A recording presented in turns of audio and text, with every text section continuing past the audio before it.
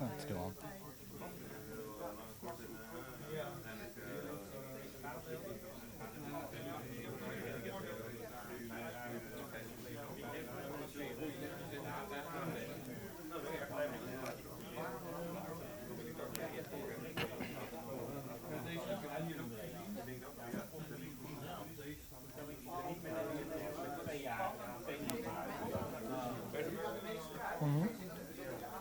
Oké, de volgende spreker is Thomas Roos over NFC Hacking voor Dummies. Thomas, take it away.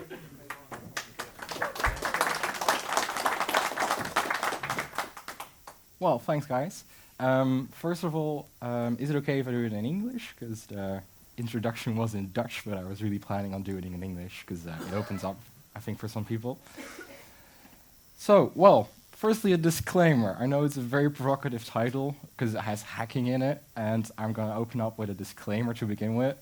It's meant for educational and research purposes only. Although some of it might be really applicable to hacking the hotel card system, I would ask you to please not do that, because it's not really fun, because it's not really challenging, as I'll show you. And it's already being notified to the hotel, so there's no need to do more responsible disclosure on that. And if you find something else in other systems, please do a nice and responsible disclosure of it and let the company know. So, what am I going to talk about? Firstly, I'm not going to talk about all of this, although I really like the authentication schemes of these cards and I really like the hardware innards. I'm going to tell you about the basics, and I'm not going to tell about all of this. I'm going to tell you from a practical point of view, how do these cards work, what can you do with them, and what do you encounter in the wild, and what kind of solutions do you have for that. If you really like to know more about the inner working of these things, I could do another talk like that, because it also really interests me, but that's a completely different topic. So, first, who am I? I'm Thomas Roos. I'm currently a fourth-year electrical engineering student at the TU Delft, and I also work for 1 day in the week as MR, as an MRI researcher for ultra-high field 7 Tesla MRI systems in Amsterdam at the Spinoza Center for Neuroimaging.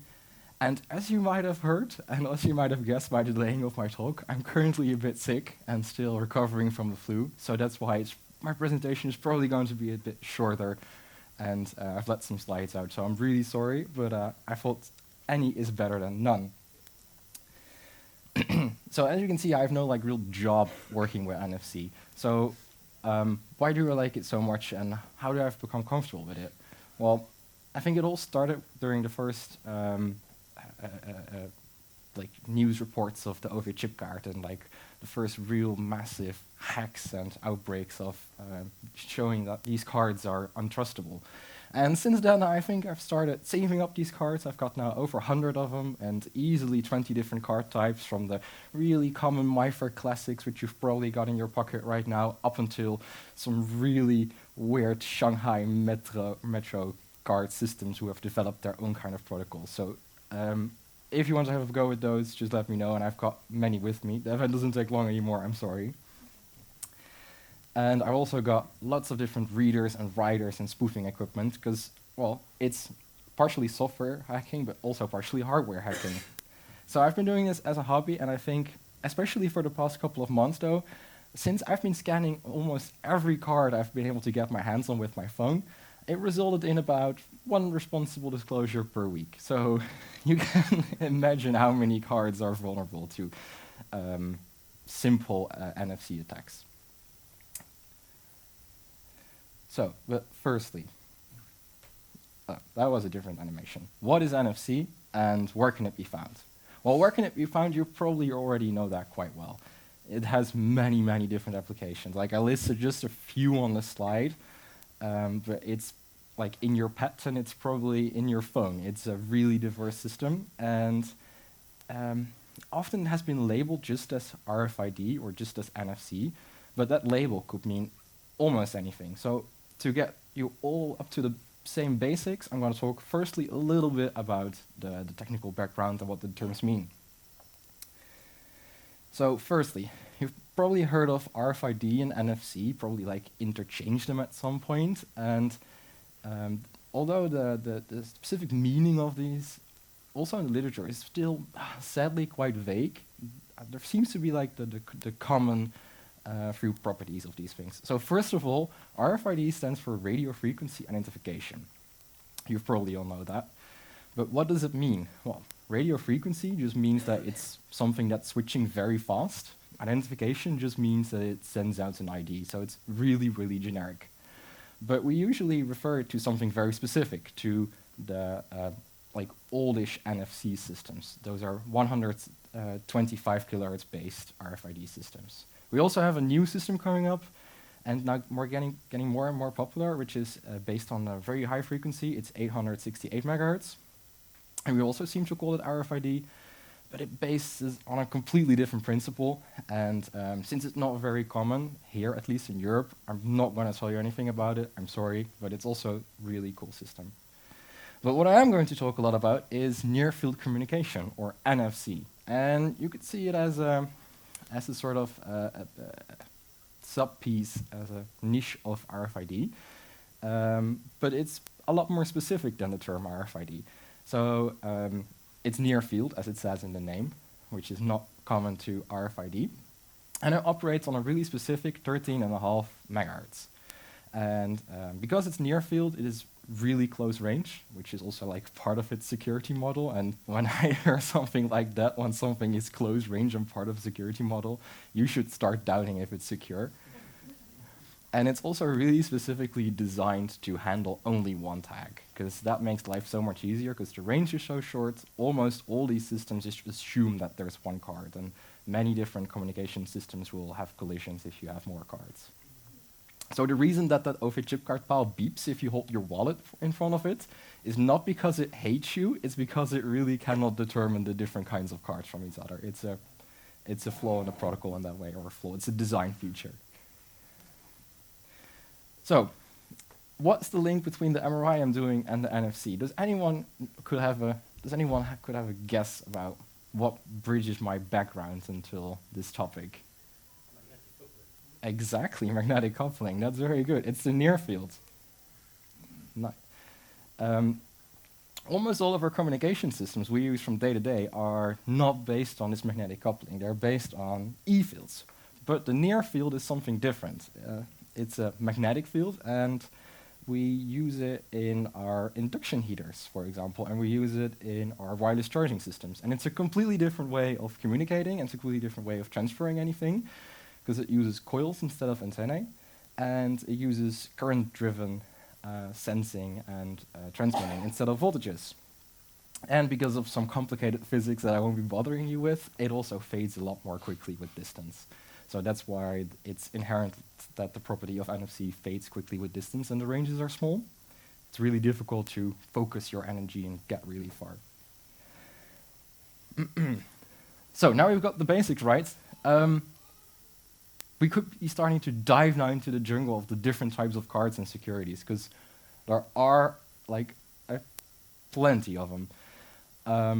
But to keep things a little bit more simple, I've narrowed it down really, really hard to just the stuff that you'll usually find. So in America, you, for example, have the HID cards, which are quite more popular than here. I think I only have received one ever.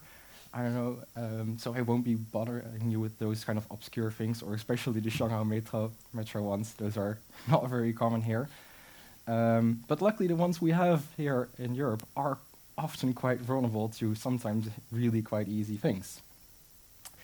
And to start off with one of those really easy things which cards are being based to authenticate, and it's almost being shameful to say this, is that many systems work on an ID-only basis. And yes, it's really just as easy as the name says it. The card has a unique ID, or unique ID, stored on the cards, which can vary between 3 to 10 bytes, kind of depending on which kind of card model you have. Usually it's 4 though. And these cards are usually or supposed to be read-only, these IDs, and the factory programs them. So the factory basically promises the card buyer, oh yeah, we'll give you this range of UIDs, and we promise we won't make them anytime soon for other customers. And that's basically the security model. And the idea is that these cards are difficult to fabricate, so probably not someone else is going to make cards the same way and make these IDs the same way. And because that's the security model, the sector of these IDs is always readable, because that's part of the model. And implementing a security system like this is really easy, and sadly way too common. You have a reader, which basically asks the card, hey, what's your ID? It checks it to an internal database. If it checks out, then it unlocks. Makes sense, right? But that factory program part has really become an issue during the last couple of years, especially, because firstly because of Atmel, thanks Atmel, and then China came along and overdid it a whole bunch more. So for almost all the kinds of cards you could wish for, we now have clones or chips that are designed to do this, to emulate all the UIDs or program the UIDs that you could imagine to do so. And because of China mass production, we now have these really awfully cheap devices which can read the IDs in a second and write them in another second to other stuff. And how does it look like? Well, like this. I don't know if sound works though. Probably not. But it's not that interesting anyway. So you can buy a device like this from China. It costs, oh, it does actually. It costs about €3 for the device, and these tags cost about 10 to 20 cents, so it's not a huge investment to have this on you. And as is being shown here, we have one of those generic door wall locky things. It doesn't respond to the card, it obviously rejects it. You hold the magic device to a working card in proximity to it, it reads the ID, it saves it for a second in memory, it writes it back, and there you have an entry. Which is, I think, yeah, you shouldn't really call this a security system, I think. And yeah, China makes these for lots of different kinds of devices. Most commonly, they've made these for this 125 kHz RFID. I'm not going to talk a whole lot about this RFID instead of NFC, because it doesn't have any security. It's only ID only. There are some very, very small exceptions, but generally this generic thing from China can read almost all the cards that you will encounter in the wild. And yeah, it's therefore not really interesting to go deeper into this system. But what is interesting to go deeper into is the MyFair series. So the MyFair series was introduced by Philips in way back in '94, which was, that was like 3 years before I was born. But now the family has grown quite a bit, and it consists of the classic family, which is the one they originally introduced, the Plus, the Ultralight, the Deathfire, and the SOM, with the secure access module. I'm going to talk a lot about the classic, but also a bit about the Plus and the Ultralight and the Deathfire. The SOMs, you probably will not encounter those in the wild. And all of these are of the higher frequency, the 13.56 NFC card types. And also adhere to a specific standard. And what do you need to get started with those? That cheapest blue NFC reader that costs €5 from China is not enough. You'll need something more. You'll need this. You'll need your basic NFC hacking toolkit. It consists of a PN532 breakout board, which you can see at the top right there. It's about €3, including shipping from AliExpress, including with the NFC taggy thing and the wires. It's pretty nice. And you'll need a USB to serial converter to hook it up to your computer, which is, well, about €1, including shipping from AliExpress. And then you'll need some open source software called libNFC, which basically forms the driver layer between the chip and communicates over the serial bus to do all your communication. And the ID-only stuff is, again, it's not really a security. By running like the exemplar command that comes with libNFC, it reads out the ID, as you can see, it just says it over there. And what you can then do with it is you can use a really simple command that comes built into the driver library to write it back. Of course, to write it back, you'll need to write it back into one of these magic ID writable things. But luckily for the most common type you'll find out there, for MyFair Classics, China produces those in masses, and they cost about, I think, about 20 to 25 cents in volume. So that's not really an investment to have a couple of. So these magic cards, they're really cheap for this MyFair Classic 1K 4-byte UID system, which is the older one, which is basically the system that Philips introduced way back in '94. But since then, Philips, or NXP I should say, because it's now NXP of course, since then they made a lot more different kinds of types. They made these 4 kilobyte cards, they made 1 kilobyte card with 7-byte UIDs, and they also made 4 kilobyte card with 7-byte UIDs, and they also made Desfire cards, and they made ultralight cards, and all of these things have now been magified or cloned basically by the Chinese, but the prices go up pretty rapidly per card. So for a 4K 7-byte, you really have to search the internet very hard to find one, and it will cost you about 25 euros per piece, which is, if you want to get access to a building, I would say still nothing, but as a hobby for a student, that gets expensive pretty fast. So what do you do about that? Well, what you do about that is you emulate your cards, because the protocol is pretty slow, it's pretty simple. Again, I won't be bothering you with the specifics of how to emulate stuff like this, but you basically have a loop on your PCB. You have a couple of resistors that can clamp down the loop, and you basically emulate a card in this way. And a reader can do this, so your phone can do this, although the drivers are deliberately limited to do so. They're deliberately sending out a new UID every time you want to emulate something to prevent hacking of UIDs this way.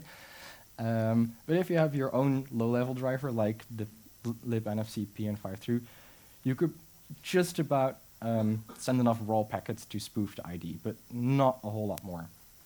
You need to get down to a lower level to do emulation properly and quickly enough.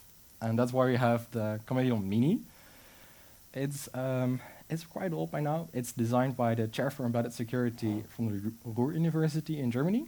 And it's an Atmel-based device, so it has an Atmega-based processor on it. That's, I think, that's about the only part, and a couple of transistors for driving the coil. It's still-ish in active development, but the Chinese have really picked on the project, because of course it's open source. And they made this rebooted version. I think it's just a fancy name of cloning everything. And but they did improve it in some ways. They made a couple of more LEDs and more buttons, but it does about the same. But it's a lot cheaper, which is nice for a student. It costs about 35 euros. It stores 8 different cards on it. Has a USB connection, so you can download your cards on it. And it does emulation of, well, basically all the types of cards that I've listed here. So you only need to buy the device once, and can break into, didn't say that. You can emulate a lot of different cards after that. I would have a recommendation, if you do so, if you get the Chameleon Mini, the Chinese version, it's really nice, but do not try to program it. Just leave the firmware as is, because the firmware as is pretty good, and they've written a they've written a bootloader onto it, which well, basically bricks your device as soon as you start using it.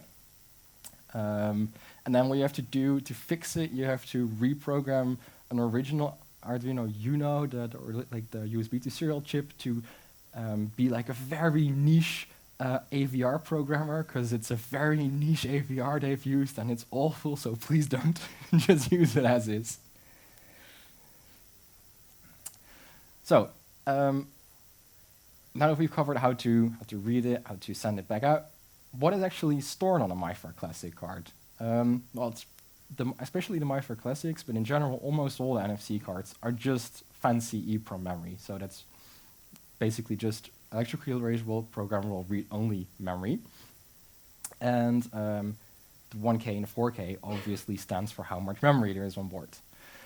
And the layout of the MIFARE Classic is really easy. You have this concept called sectors, banks, and they are subdivided into access bits, and they also contain the keys. I don't think it's clever for me to walk up another screen, but I guess you can figure out the first 4 lines is one sector. And one line is one bank, so there are 4 banks in one sector.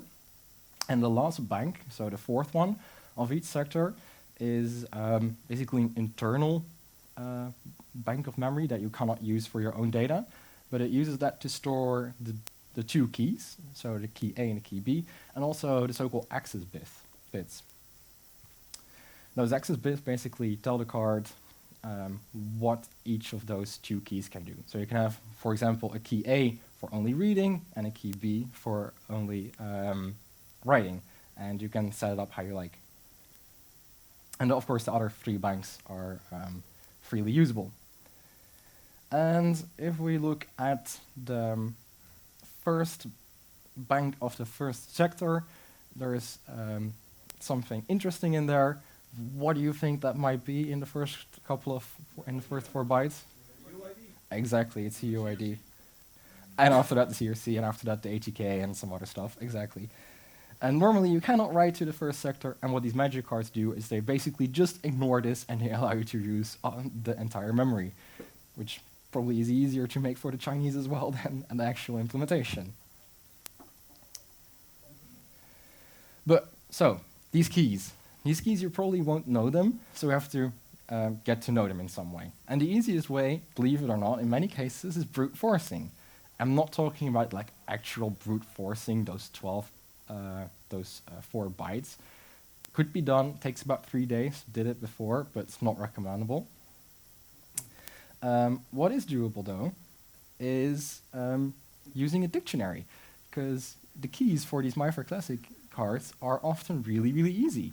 You won't believe how many cards have had zeros or Fs or like A1, A2, or these kinds of blazingly obvious patterns. And there are really nice dictionaries available online with over 500 keys. And some really don't look as nice and patterned as this, but somehow specific companies or specific things still really like to use these keys. And you will encounter them pretty often in the wild, sadly enough. And the nice thing about brute forcing this is that you won't need any special gear. You won't even need the €5 NFC hacking toolkit. Your phone is good enough, because you have this MIFARE Classic toolkit, and it's a really cool app, and it specifically also has this feature by design, so that it reads in a dictionary. It even comes with one, and it is really fast in mapping out all the keys to all different sectors, and then it's also really fast in reading out the cards. And also, on top of that, has a nice binary viewer and can do difference between cards and analysis. And you won't believe how many cards are completely openable by just an Android application, which is open source and free. Well, That's because I'm old and you're young. I'm probably still too young to be that naive. So, but sometimes, not all keys are known, because someone has actually put in a semi-unique key in some of the sectors, and they will need to do something more complicated about that. And then we have there comes in the nested attack, which is discovered way back in 2008 by Flavio de Garcia from the Radboud University from here in the Netherlands. It's also the original paper that started the entire over-chip card hacking movement, and this is basically the thing that drove all that. And it exploits a weakness in the original NXP cards, in that the random number generator wasn't random at all. And also, when you're doing authentication with one sector and you succeeded, it leaked out a little bit of information about your next authentication to another sector, even though you didn't know the key of that. So basically, the sectors leaked authentication information of each other. And exploiting this is really quite easy for libNFC. So for that €5 setup, you have a tool called MFOC. Of course, it's open source. And it takes about a couple of minutes per card, or per sector, I should say, to get one of these keys. And that may sound fast, but it gets pretty slow for an entire card. So I don't know who of you did it. I did it way back then. That when you still had these over-chip cards that were vulnerable to this, it could take like half an hour or an hour. And it's not really a fast attack in that way. But then came along something really nice. It was the Proxmark 3, and it's sort of the holy grail on RFID and NFC card tools. This is one of the newer releases, but still like an original one. It's like basically an all-in-one toolkit. It doesn't only do NFC, it also does RFID. And I should also say it's designed by Jonathan in 2009. It has 2 different chips on it. It has an ARM chip for the control part of it and for communication with the host. But it uses an FPGA, so like a programmable chip, to drive the coils, and it drives them in hardware, so we have full control over everything that happens. And it's still being developed today, and the Chinese also have cloned and rebooted and improved it, but mainly made it a whole lot cheaper, because it used to be 300 to 400 euros, but now it's about 50 euros. And it has this really pretty nice to use command line interface, and it's so super powerful. You can do almost all the things on other devices just with this thing. So it does super fast reading, it does super fast cracking. Some of the nested attack I just showed you, it doesn't do that in minutes per sector, it does that in seconds per sector. So that takes your total time to get access to an entire card from an hour to a couple of minutes. And it also does emulation, and because it has full hardware control over the coils. Doesn't do the best emulation though, it's not super stable. Would definitely recommend the Chameleon Mini for that one. But what if you have no known keys? So normally the first sector contains the UID, and usually again the UID is readable. That's because the key, the access key for this first sector is well known. But sometimes you have a very sneaky manufacturer, you have a very sneaky client, and they ask to get a very specific key in that first sector, and you cannot read it, and then you have no access at all to the card. Then you need to do this dark side attack. Again, it has a libNFC implementation, but it's really slow. It takes about 30 minutes to get a single key. But for the past, I think, over 100 cards in a while that I've looked at, none of them actually ever needed this. So you'll usually have at least one sector which you'll have a key known to, and then you can use those leaky keys again. But then came along these next-gen classic cards. They have this problem of the random number generator and also the leaky sectors. They have been fixed, and you'll find this new implementation in many different cards. In, for example, the MyFair Classic EV1, which is basically NXP's patch or fix to their chips. But also in the Plus, in classic emulation, and also in the Infineon SLE66. I have never heard of that one, but that was actually a chip that the over chip card company replaced the MyFair Classic with to prevent it being attacked again. And all of these cards, they look like a MyFair Classic card. They really behave like it. So if you scan it with your phone, it will also say MyFair Classic, but it just will not respond to those previous hacks or those previous cracking tools.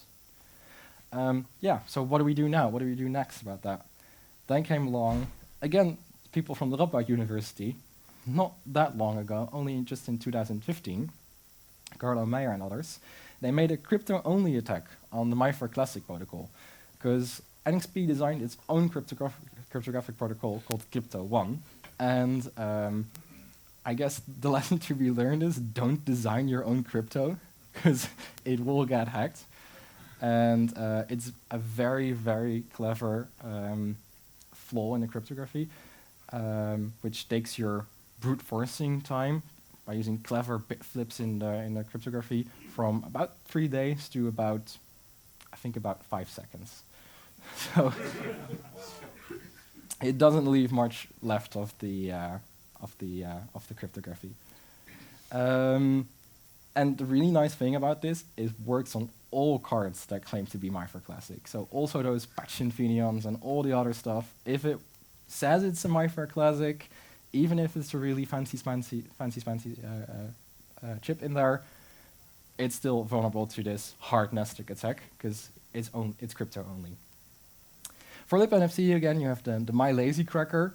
and it's sort of this all-in-one tool which they merged all the other previous stuff. It automatically recognizes what kind of chip is in there. It detects if the random number generator is good. It detects if the sectors leak, and then it chooses the most optimal and fast attack. But still, again, the Proxmark 3 is probably best for this because it has full control over it. And I thought it would be very nice to do a small demonstration to also show that this really works almost too easily.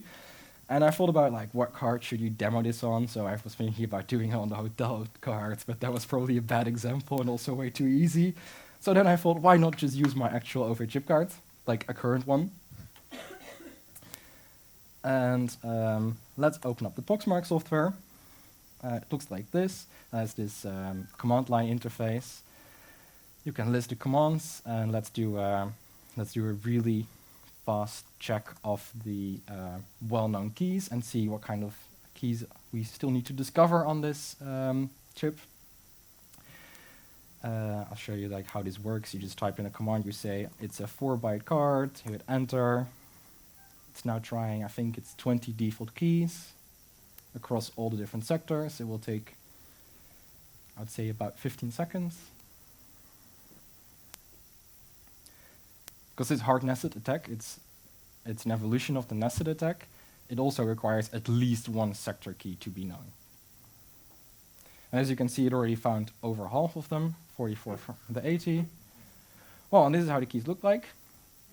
Most of them are 000, and no, that's not a software glitch, that's by design. The TLS, the over-chip company, just doesn't, they just give you access to the first couple of sectors and they store their important stuff in the back. So that's nice, we have at least one sector, so then we can do the hard nested attack. Again, I'll show you the README, it's super simple. Can I make the font bigger? Oh yeah, that's a good, I'm sorry, I didn't think about that. Does that work? Ctrl Shift Plus. Oh yeah, that does, nice. Magic. Is that better readable now? Yes. Cool, thanks. So we need to specify at least one sector and key. So we'll say sector 0. We have key A, and it was 1, 2, 3, 4, 1, 2, 3, 4. Oh, no, shit. 1, 2, 3, 4. But the key was all zeros. And then let's say we want to crack bank, just say 129 and key A of that bank. Hit enter, and then you'll start to see it in work. It first does a really quick benchmark of my laptop, and it determines it will take about 3 days to brute force through all different states. And as you can see, it does a lot of fast authentication attempts, so nonces, that's the second row. With the card, it usually does like about 1,500 to 2,000 with them in a couple of seconds.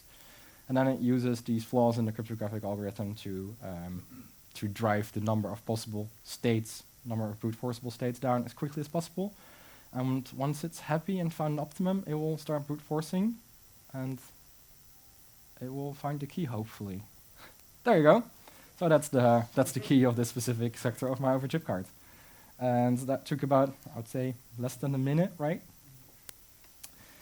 And yeah, I think it's really weird that one of these majorly used systems is this easily hackable. But let's get back to the presentation. So, what do we have access to the data on these cards? What do you do next? Of course, you decode all the data, because if you have the keys, you have access to the data. And in a way, it's also your data. Now, what is actually stored on the cards differs a lot from card to card. It differs a lot from vendor to vendor, from system to system. So there's not much research being done on specific implementations. First of all, because there are many, and secondly, because it's usually for black hat applications. It's usually for if you have access to one hotel room and want to decode how the room number is stored and want to get access to the other one. I've also not been bothered too much with this. I usually report it to the company straight away, because if you have access to the raw data, you have access to everything on the card, basically. And that was basically all about the MyFair Classic cards. And of course, NXP also released a really nice statement about these MIFARE Classic cards. They literally say, furthermore, NXP does not recommend to design in MIFARE Classic in any security-relevant application, which I think covers the talk really well. But sadly, it's still being used a lot in security-relevant applications. And they have, NXP themselves have made another couple of improvements, and they're also, or other systems, I should say, and they are getting more popular and popular, which kind of amazes me as well, because if a company makes a system as bad as the MIFARE Classic, would you buy something from them again? But yeah, companies do. So they made this Deathfire, which you'll encounter in the wild a lot more than all the other SOM and stuff. And they have 3 versions of it. They basically have Deathfire, Deathfire EV1, and Deathfire EV2. And Deathfire does a triple DES identification. That's where the DES comes from. You usually see it abbreviated to ISO. And from the EV1 onwards, it also does proper AES authentication. And having a DES card alone is a lot better. It's it makes hacking these cards a lot more difficult than having these classic cards. But if you really want to, these DES cards are also shown to be hackable. There's this really nice paper out on it. They did some power analysis, and as a result of having this DES cryptography, it leaks. The card is powered over this wireless field, and during some parts of the cryptography, it uses more power than others, and you can determine the key from the amount of field that is still left between the reader and the card, which is a really advanced attack though, but it shows that it's possible. And the AES algorithm doesn't have this flaw. It's a lot better in that way.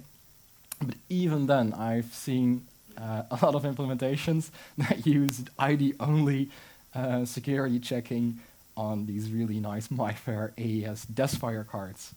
And the trick to emulating those sort of things and getting into those systems is to read the ID and spoof it as a MIFARE Classic 7 byte card, because all these readers are made to be super compatible. And if they only check the ID, you can often just provide a completely different card type. But if the ID matches, you'll still get access. So give that a shot. It will work. It will work more than it should have.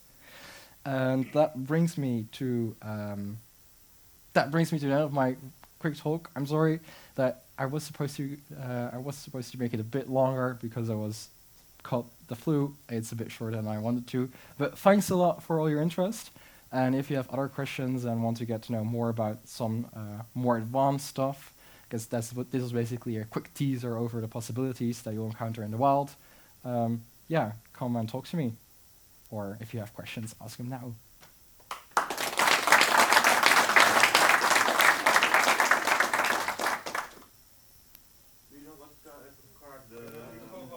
Oh. Hi. Thanks for this presentation. Do you know what kind of card the rijbewijs is, the driver's license? I don't think the driver's license have a card. Your passport does have one, No, though. the driver's license also has a chip in it. Do they? I lost mine, but Okay. that's why. You want to read mine? Probably don't know. Yeah, sure. Why not? If you come over, we can do it on stage and just. He's a very daring guy to do so. What can you do with the rest? Do you want this on screen? This. Okay, so there you go. There you have the answer. It's a Deathfire card, and we can probe around a little bit more about the. Maybe not the IDs on the screen. The ID is already gone. Shall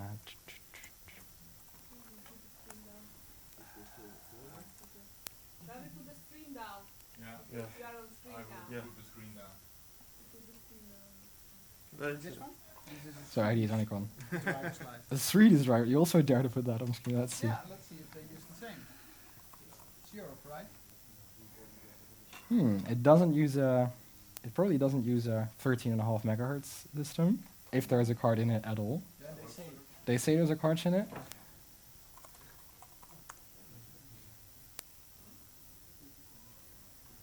Doesn't look like there is a card in it.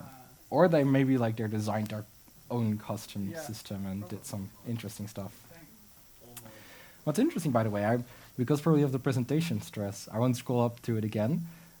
It read as a 4-byte card, which probably means it's a MyFair Plus card, the driver license. Which probably means, again, because I just told you, everything that recognizes as a MyFair Classic / Plusy type of thingy is vulnerable to this hard nested. I would keep it in that NFC shielded reader if I were you. After I discovered it has one, can you tell me talk about Yeah, sure. The documentation online says that there's public information on the front of the card, and that's you need to read that first, and that's determining the keys to read the checkers on the card. That's what it says in online. Yeah.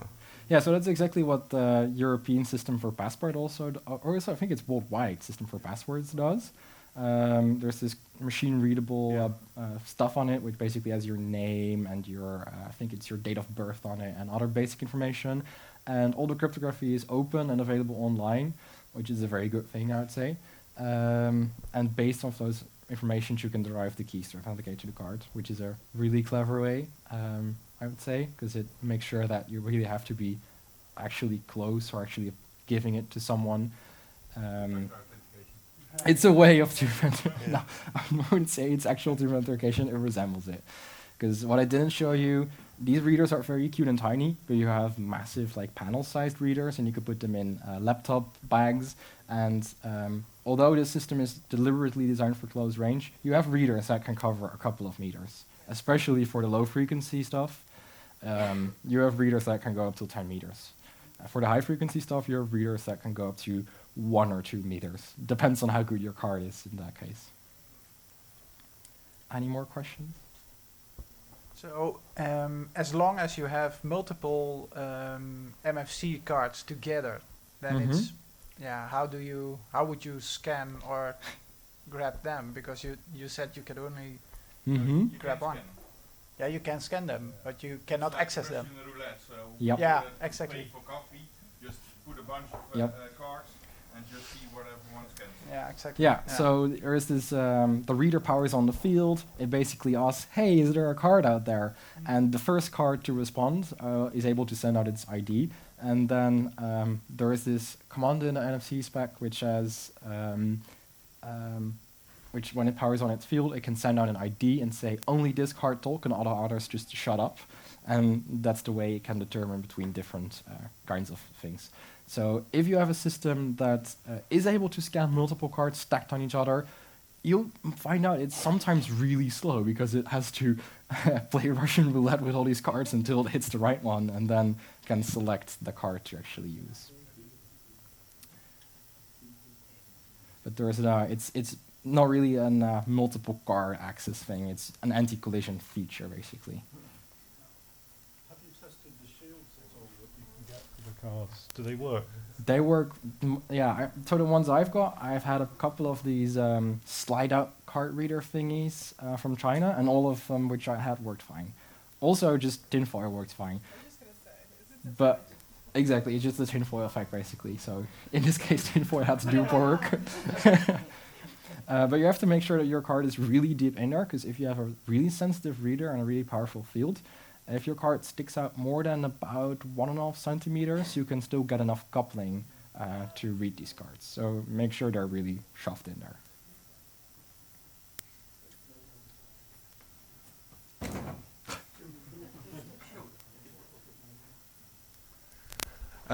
If you work in data centers, you usually have the special shielding that you have to clip open to prevent it from getting scanned, as regards to the shielding.